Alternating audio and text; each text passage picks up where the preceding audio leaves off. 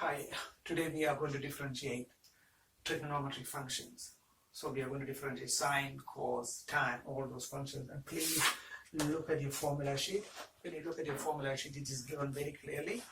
So when you are differentiating a sine x, we get cos x. Differentiating a cos x, we get minus sine x. Differentiating a tan x, we get sec squared x.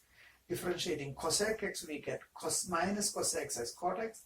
Differentiating sec x, we get sec x tan x. Differentiating cot x, we get minus cosec squared x. Please look at the formula sheet. It is given in the formula sheet. You don't have to memorize this formula. Okay, let's look at the very first example. First example, y is equal to sine 4x plus 2. We are going to differentiate this function.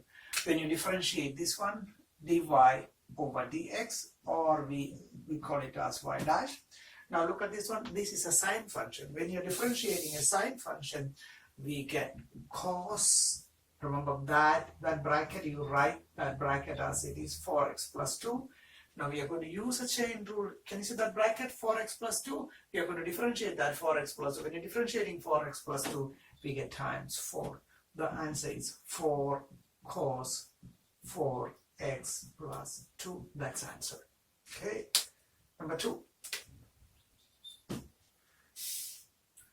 We are differentiating y is equal to square root of sine x. Square root of sine x. Okay. Before we differentiate, you can use that square root sign. Get rid of that square root sign. We get sine x to the power of half. Now this is ready for differentiation. So when you're differentiating y, we get y dash. So this is equals, can you show that power? You drop that power in front of the function. We have sine x. Then you take away 1 from the power. Half take away 1, we have minus half times. And this one, the sine x, that big bracket, the sine x, when you're differentiating it, we get cos x. We get cos x. Then look at that bracket again. Inside that sine x, there's an x. Times it by 1. You have to use chain rule again and again, right? Okay, this one became half. That minus half, I'm going to make that one to positive. We get that minus the sine x to the power minus half comes to the denominator. You get sine x times cos x. So the answer is equal to cos x divided by 2 sine x. Oh, there is a power here. There is half power. That became positive. So that became that is equals. We can put a square root sign there. When you make that negative sign positive, so that means comes to the denominator as positive half.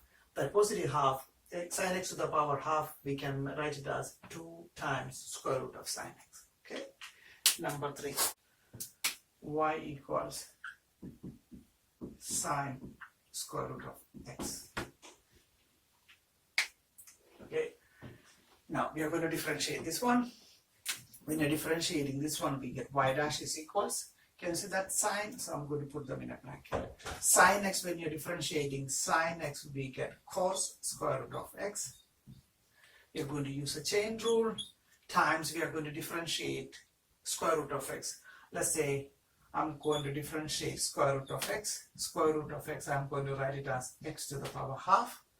Now I'm going to differentiate y. We have y dash.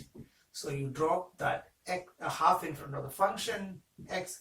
Take away half, that means became half, take away 1, we get minus half, rearrange it, we get 1 over 2 square root of x. So when you take it to the numerator, that became x to the power of half. That x to the power of half, I can write it as 1 over 2 square root of x. Okay, that one is coming right there. So the answer is equals to cos square root of x times 1 over 2 root x. That is answer. Number 4, y is equals to 4 cos squared 3x. Okay, can you see that cos to the power of 2, 3x? So this one, we can write it as cos 3x to the power of 2. I can write it this way. Cos squared x means cos x to the power of 2. You can write it that way. Now this is ready for differentiation. Dy over dx is equals, right?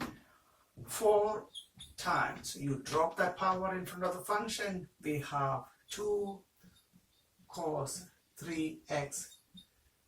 Take away 1 from 2, that we get 1 times that bracket cos x. When differentiating cos x, we get minus sine 3x. Again, there's another bracket. Remember, there's a big bracket, there's another one, there's another bracket inside, times it by 3. You have to use chain rule. So this one, 4 times 2 is 8, 8 times 3, that is 24 cos 3x sine 3x. Can you see the negative sign? Bring that negative sign over there. That is answer. I want to do one more question. Y equals 6 squared 5x. 6 squared 5x, can you see it? 6 squared 5x. This one we can write it as sec 5x to the power of 2. That square I can write it as to the power of 2. Now this is ready for differentiation. Dy over dx. So you drop that 2 here. So 2 sec 5x. Take away 1 from 2, we get 1 times. Can you see that big bracket? That is sec 5x. When you're differentiating sec x, we have sec 5x tan 5x. Please look at the formula sheet. Differentiating sec 5x, it will be sec x, sec 5x, tan 5x times. Can you see that bracket again? There's another bracket inside 5x. When you're differentiating, we get 5, right? So we are using chain rule twice over here. The big bracket we differentiated, and we differentiate this one. So this one, 5 times 2, that is equal to 10. Can you see? Sec 5x, when you times it, we have sec squared 5x times. Can you, there's a tan 5x over there? That's a tan 5x. That is the answer. Okay.